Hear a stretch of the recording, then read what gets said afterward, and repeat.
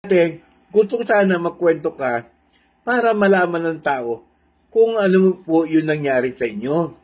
Para malaman nila kung ano po yung hirap na pinagdaanan nyo nung gabi na kayo na aksidente ka. Okay?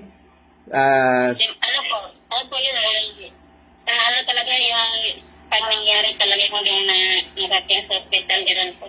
Opo, gusto ko malaman, nasaan ka nakaupo nung nasa kotse ka? Nasa gitna po kami nun. Tawa po yung bata na maliit. Ilang taon po ng bata yon? 4 na taon po. 4 na ba? Akay mo ba? Nakandong ba sa'yo? Nung nakaupo ka sa gitna ng kotse, sabi mo kanina, nakasabi mo yung bata, di ba? Nakaupo ba sa hita mo o hindi? Nakaupo sa kotse? Opo, nakaupo po siya. Nakaupo po siya sa hita po. Talagang kayo, kalong-kalong mo siya. Tapos, nung time na yon, anong oras po nangyari yon? Kung natatandaan mo yun. Ano na po, mag-alas 10 na po, kasi doon po kami sa bundok galing, ay pauwi na po kami. Saan? Bundok? Bundok? Oo, pumagay doon sa lishe. Oo, pumagay doon sa farm nila. Papunta sa farm nila. Ngayon, Okay. nung nakita mo na nagmamaneho na yung amo mo, talagang sobrang bilis talaga? Mabilis talaga? Opo. Ano? Kasi parang ganito kasi yun. Pauwi na kami kasi nung time na yun, mga alas 10 na kasi. Tapos yung pangatlo yung anak, kasi nilalagnat, iyon yung nagmamadali yung amo ko na umuwi kasi nga nilalagnat yung pangatlo niyang anak. Okay.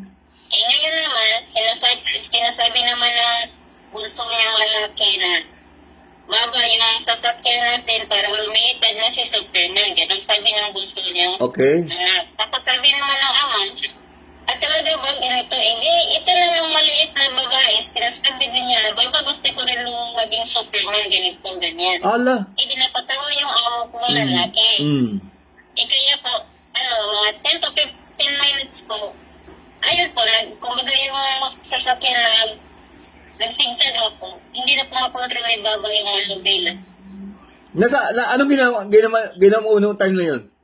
Anong ginagawa mo nung time na yon sa kotse? Hawak ko lang po yung bata at saka yung isa kong kamay nakahawak po sa upuan. Siyempre, medyo malakas din po yung pagtakip po ng sasakyan. Kumbaga pa pala yung paling kami, hindi ko din maano yung bata. Okay. Nung bumangga ba yung kotse? O hindi? Hindi po, wala po kami enkwentro po. Wala po kami enkwentro. Bumaliktad? Ilang mga... Bumaliktad po talaga siya. Mga pagkaalam mo, mga ilang beses bumaliktad? Ilang beses? Siguro, mga 4 na baliktad yun. Uy! Gising ka pa nun? Opo, pero hindi pa ako nawala ng malay. Alam ko lang at tahan. Naka-seatbelt ka? Naka-seatbelt ka? Wala pa ng seatbelt lahat. Bakit buti hindi ka tumilapon sa labas? Sa labas kami lahat, tumalbog sa lahat. Lahat kayo ay lumabas mismo? Sa labas ng kotse ikaw? Oo, sa labas ko. Yung isang bunso na lalaki, nasa sa talikuran talaga siya. Yun ang naiwan doon sa sasakyan. Pero hindi siya hindi talaga siya, kung hindi siya yung ano lang niya. Yung kasama sa ilungan, nag-blood veins na, ano yun? Ano lang yung bumugol lang yung ilong niya, tapos may garas siya dito. Yun lang yung ano. Ikaw, nakailang ikot na yung sasakyan nung lumabas ka, nung napalabas ka? Gano'n yun sa paano pang-apat na yun kasi ang tagal pa kasi nakaano yung sasakyan kumbaga tumawagin yung sasakyan. Pero gising ka. May malay ka pa, may malay ka. Kita mo lahat, kita mo. Nakita mo lahat o nangyari? Ay, Diyos ko. Nakita mo naman, namatay ba yung bata sa harapan mo?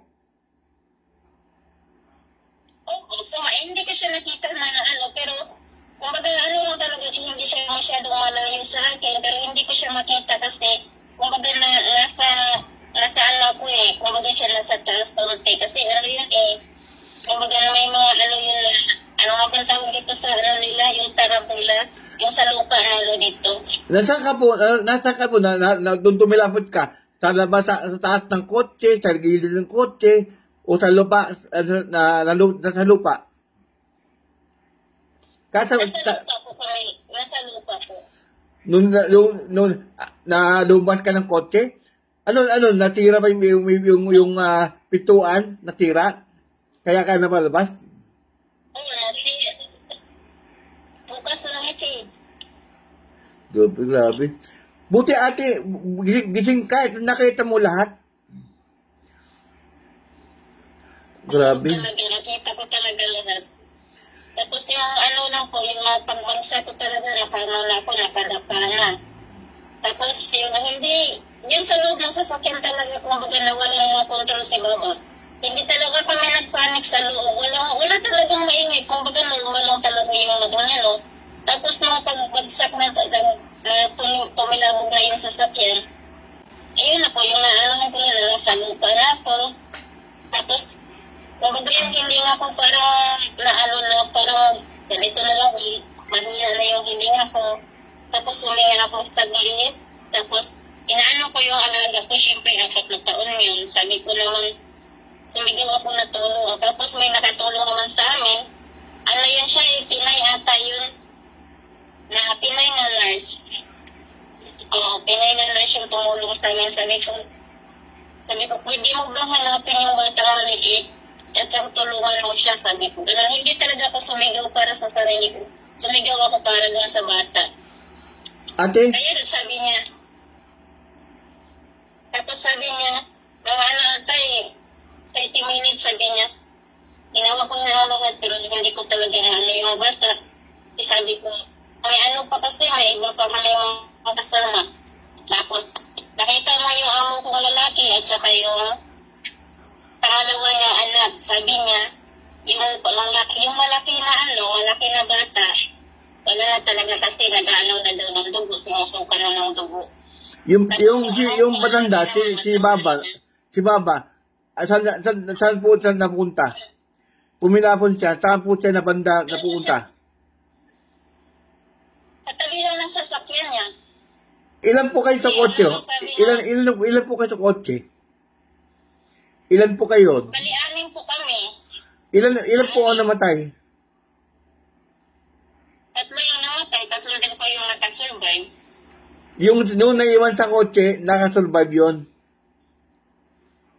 Oo, yun lang yun ang hindi agrabyado. So, ang namatay, yung po panganay na anak? Yung pangalawang anak at saka yung bunsong babae. Diyos ko. Kumusta na po yung mga ibang kasama mo sa kotse? Kumusta sila ngayon? Okay na ba sila? Ay, yung yung isa naman na bata, nandun sila sa Germany, hindi pa sila nakauwi kasi doon pinapagamot. Yung po si madam mo, okay naman siya? Isa ngayon, parang hindi pa siguro okay kasi hindi pa niya matanggap yung nangyari sa pamilya niya. Ikaw nakausap ka na madam mo, nakausap ka na? Hindi ako nakausap ng madam ko na simulang nangyari. Okay. Ilang buwan ka sa ospital? 2 linggo mahigit. Nung dinila ka ba sa ospital, may mali ka pa nun? Oo, kasi yung nag-rescue sa akin, helicopter na eh. Okay. So, anong mga tama mo o kung okay lang malaman? Opo, yung sa tuhod ko po. Ano po? Sa tuhod, saka sa tuhod po. Okay. Tapos sa likod ko po, may 2 operasyon at saka sa tiyan po, may operasyon dito ako. But thank God at buhay ka.